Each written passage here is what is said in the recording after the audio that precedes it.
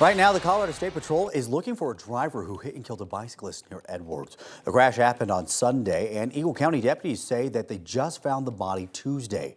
It was down an embankment off the side of Highway 6. Investigators say a driver hit a cyclist on the early Sunday morning, sometime between 12:30 and 2 o'clock. They still have not found the bicycle, and they think that someone took it. CSP says that they believe the driver was in a white 2010 to 2012 Subaru Legacy or Outback that should have damage to the front passenger side. If you have information, you are asked to call CSP.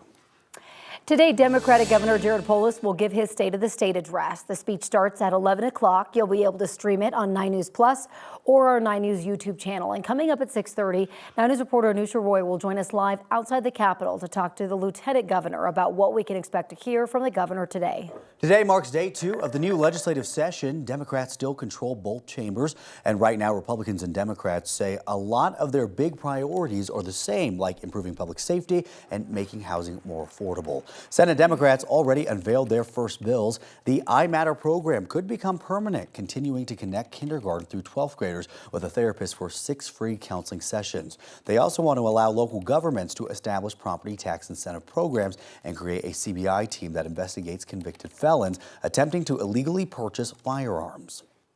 New information this morning. Police on the Western Slope say they have found no evidence to back up domestic violence claims against Republican Congresswoman Lauren Boebert. Instead, they arrested her ex-husband, Jason. He faces charges for altercations with Lauren Boebert and their son. I just got pushed in the face like 5 times. Thank you. Customers captured the moments after the couple's fight at a restaurant in Silt Saturday night. Jason Boebert called police claiming his ex punched him in the face. Lauren Boebert denied it, and police say Jason later took it back. On Tuesday, he was arrested for obstruction, disorderly conduct, and trespassing. They say he was drunk and refused to leave the restaurant. Jason Boebert is also facing charges for harassment, assault, and a weapons charge. Police say he got into a fight with his teenage son over the care of his grandson and grabbed a rifle when his son called for help.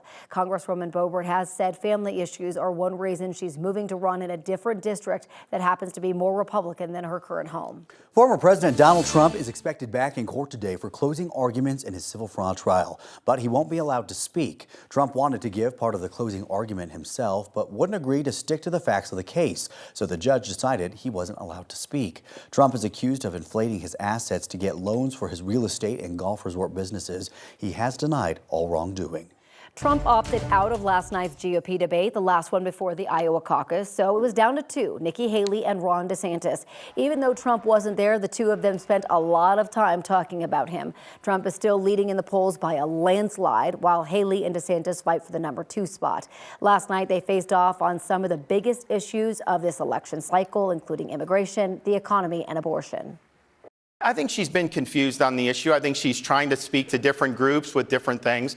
But when she says things like pro-lifers need to stop talking about throwing women in jail, that's a trope. No one I've ever met thinks that that's something that's appropriate. I am unapologetically pro-life. This is too personal of an issue to put fear or judgment.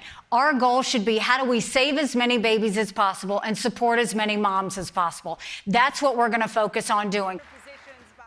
This is the last debate before voters have their say. The Iowa caucuses are 4 days away, which is Monday. In Washington, the House Armed Services Committee is launching an official formal inquiry into why Defense Secretary Lloyd Austin did not disclose his hospitalization. The Defense Department took 3 days to tell the White House and key Pentagon officials. Austin was hospitalized for complications following a surgery to treat prostate cancer. Now the committee is asking the Pentagon to provide details about any medical sedation or general anesthesia that Austin got.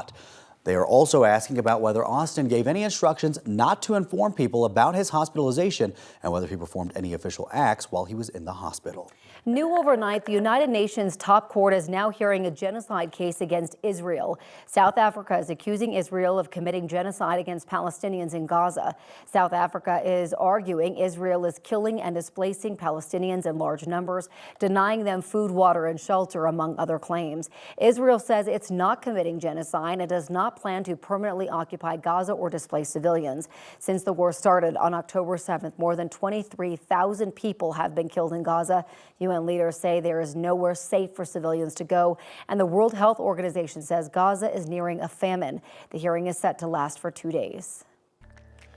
And one thing you want to know about the weather are the stats we're looking at today. 24 is going to be our high. That compares to a normal high of 45, believe it or not. 19 is the normal low. The record 67 from 1936. The record low 25 below from 1963.